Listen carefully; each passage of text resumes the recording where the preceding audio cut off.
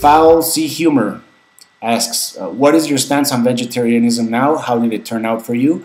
He's referring to a video I did that was entitled Vegetarianism is Murder, or Veganism is Murder, in which I challenged, some of the ideas that I had heard about vegetarianism. Honestly, Faol, I'm still researching it. It's a tough transition. My wife eats meat also. We're thinking we do want to make that transition, but it's probably going to take some time. And I'm still reading up on stuff, so I would say it's something that's still in process and in transition. faolchumor also asks, do you speak any foreign languages? Which? If you chose to learn them, why did you choose to learn them? And would you like to learn any others? And if so, which? Well, I guess you could say English is a foreign language for me because I live in Mexico and Spanish is my first language, so English is one.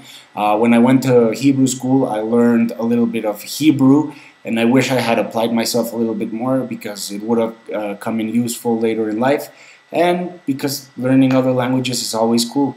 And if I wanted to learn another language right now, I guess I would probably go with Italian because I like it. I think it's a nice language, and since I already know Spanish, it would be not as tough for me to learn. He also asks if I was born into a religious family. If so, at what age did I start to question, and what were my initial thoughts?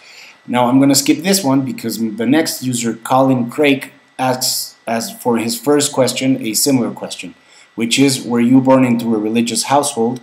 If so, what events or series of events made you decide to go all atheist on their butts?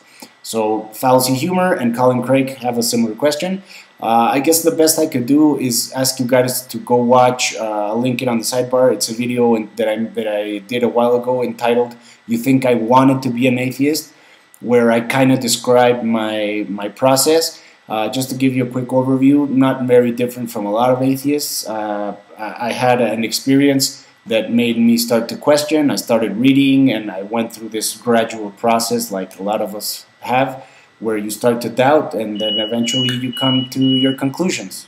What the hell? Sorry, that was the battery for my other computer.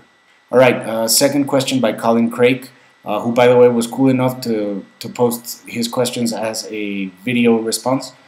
What, in my opinion, are the greatest and most detrimental things religion has done to society?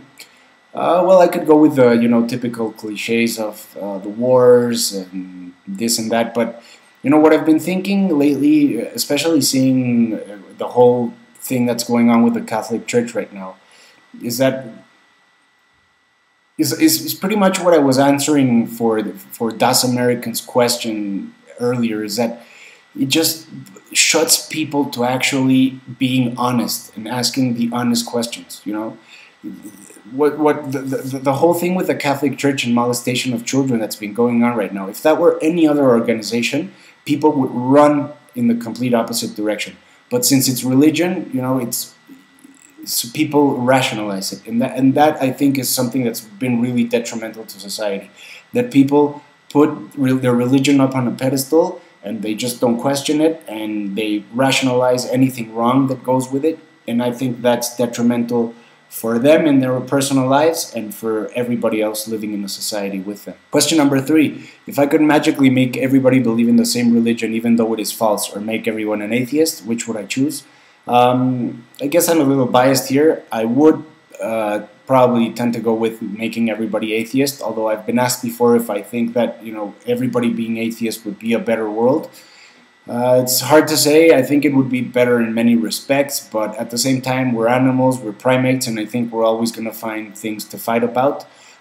So it's not really atheism, but it's making people more rational, more critical, that I think is more important. Even if they still have a religion or believe in a God in a spiritual sense, I think that making people more critical and rational is more important than making them atheists per se. Alright, question number 4. What is the most annoying stereotype people put atheists under?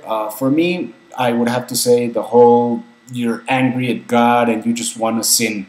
It's ridiculous, it's presumptuous, and it has absolutely nothing to do with how I came to believe what I believe or not believe what I don't believe in. So it just annoys the hell out of me. Number 5, we both know we only have one life, so what do I plan to do to make my mark on history?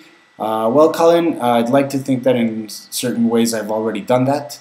I'm a recording engineer, and there are albums out there that already have my name on them. So, they're not huge artists, but I'd like to think that if in 100 years somebody looks me up or finds an album that has my name on it, I can say that. Well, I won't be able to say because I'll be dead, but I can say now that if that happens, that I left a little bit of a mark in history by way of art and music. The last question, assuming these questions don't interest me, which they do, what would be the coolest way to commit suicide? And let's throw physics out of the window on this one.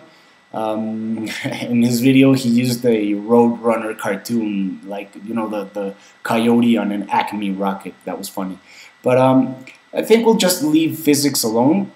And, I thought about this, and I figured, even though it's not suicide per se, a cool way to go would be, like, fucking Scarface style, just do a bunch of blow and walk into, like, a mobster's headquarters or some shit like that, and just take a bunch of motherfuckers out with me.